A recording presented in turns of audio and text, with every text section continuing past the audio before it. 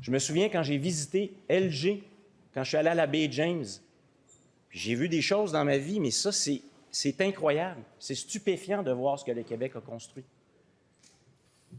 Je suis allé voir, parmi les derniers barrages qui ont été construits, le Tonoustouk. J'ai marché dans la turbine, puis je suis allé voir là où il allait avoir le réservoir. J'ai marché dans le tunnel d'Amener. Je me suis rendu compte de ce que le Québec était capable de faire à travers la maîtrise de l'énergie, de l'électricité.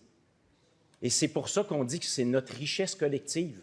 C'est une question économique, mais c'est une question sociale.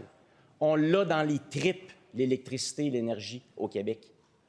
Et c'est pour ça que quand on décide de faire des changements sur ce pacte qui existe depuis 1963, depuis qu'on l'a nationalisé après une élection générale déclenchée sur cette question-là, un parti politique à l'époque a eu le courage de dire on va demander aux Québécois, si on veut changer ça, il faut y aller avec délicatesse, puis il faut regarder les Québécois dans le blanc des yeux et leur dire voici ce qu'on veut faire, qu'en pensez-vous, êtes-vous d'accord?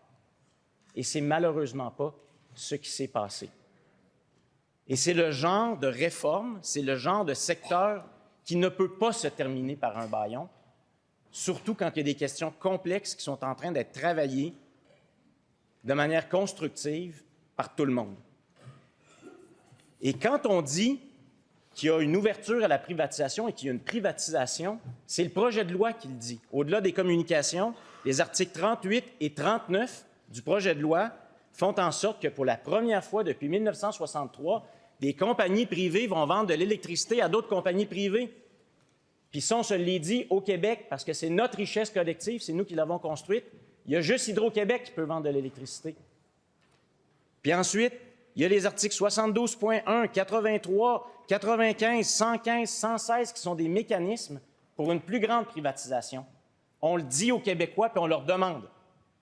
Et là, ce qu'on a entendu, c'est la ligne, c'est « on ne privatise pas Hydro-Québec ». C'est la preuve de ce qu'on est en train de cacher, parce que c'est pas ça la question. La question, c'est est-ce qu'il y a plus de privatisation? Puis la réponse, c'est oui. C'est la même chose pour les tarifs.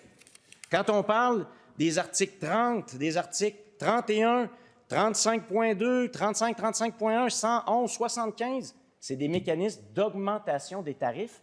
Puis on continue à dire aux Québécois, non, on va protéger vos tarifs à 3 %. Il y a toutes sortes de mécanismes pour les augmenter. Et c'est ça la grande tristesse de ce projet de loi.